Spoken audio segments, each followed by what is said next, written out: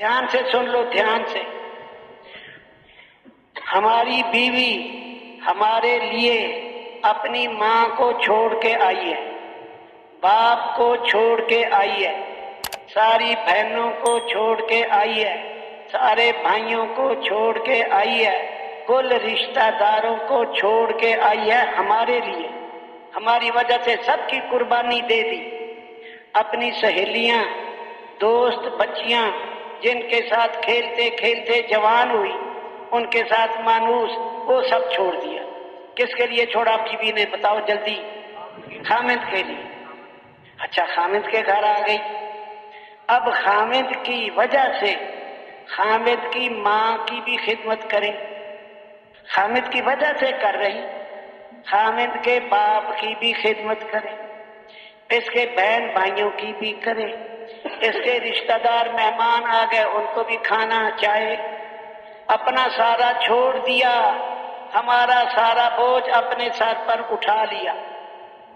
پھر بھی اگر ہم اس کو لڑتے رہے، جھڑکتے رہے، ڈانٹتے رہے، گالیاں دیتے رہے، بعضے تو مارتے بھی ہیں بیویوں، اتنے بے رحم ہیں، ہوش نہیں ہے، بے ہوش بن کے چل رہے۔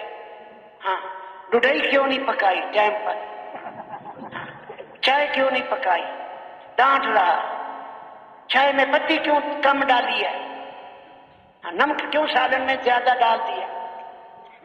ساری خدمت کی، اخیر میں یہ انعام ملا۔ ارے ہوش سے زندگی گزارنی ہے، اپنا سارا چھوڑ کے آئی، ہم نے اپنی بنائی نہیں، ہم نے اس کو اپنا نہیں بنایا، نوکرانی بنا لیا، کام بھی لے رہے، ڈانٹ بھی رہے، گھر کیوں نہیں صاف کیا، بچوں کے کپڑے کیوں نہیں دھوئے، یہ بچہ کیوں مٹی اس کو لگی ہے، ہر وقت ڈانٹ رہی ڈانٹ۔ اس عورت کا پھر زمین آسمان کے نیچے اور کون ہے؟ ہاں، اس لیے ہوش کرنا ہے۔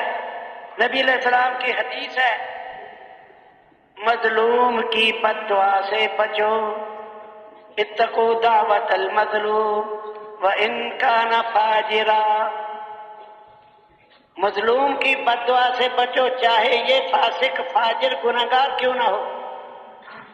ففجورہ علی نفسہ، اس کا گناہ اس کے اپنے اوپر ہے،